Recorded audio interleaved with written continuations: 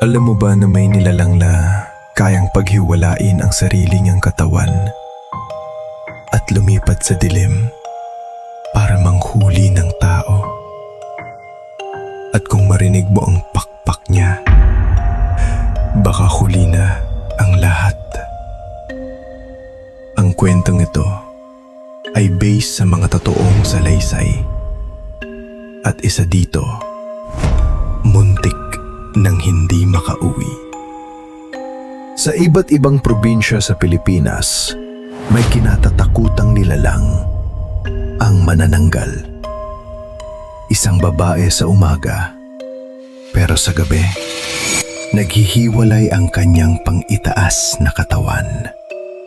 Sinasabi na tumutubo ang malalaking pakpak sa kanyang likod. Ang kalahati ng kanyang katawan ay iniiwan sa lupa, habang ang itaas ay lumilipad para maghanap ng biktima. Buntis na babae, bagong silang nasanggol, sila ang madalas target. Noong 1998 sa isang maliit na baryo, may buntis na babae na gabi-gabing may naririnig na kakaibang tunog sa bubong. Parang may mabigat na bagay na dahan-dahang gumagapang. Akala nila pusa lang, hanggang isang gabi, narinig nila ang tunog ng pakpak. Flap, flap, flap. Biglang umiyak ang aso.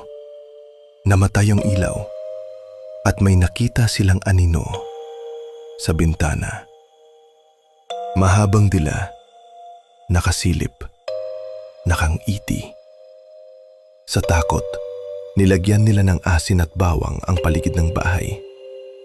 Ayon sa matatanda, kapag nabudburan ng asin ang ibabang kalahati ng katawan ng manananggal, hindi na ito makakabalik.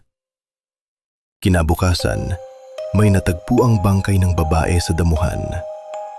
Kalahati ang katawan. Paano mo malalaman kung may manananggal sa paligid? Kapag mas malakas ang tunog ng pakpak, mas malayo siya. Kapag mahina, ibig sabihin, nasa itaas mo na siya. Kapag may nakita kang babaeng tahimik sa umaga, pero may sugat sa likod, magduda ka na. At tandaan, hindi lahat ng halimaw ay mukhang halimaw.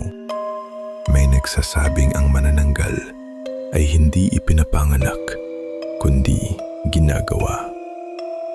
Isang sumpa, isang ritual, isang kapangyarihang ipinasa. At ang pinaka nakakatakot, baka may kilala ka na, isa na pala sa kanila. Kapag may babaeng laging nawawala tuwing kabilugan ng buwan, baka hindi siya naglalakad pa uwi. Baka lumilipad.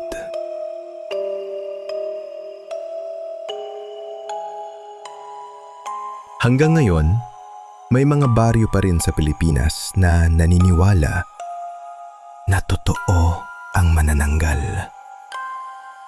At kung may marinig kang pakpak mamayang gabi, huwag kang lilingon dahil baka hinahanap ka na niya.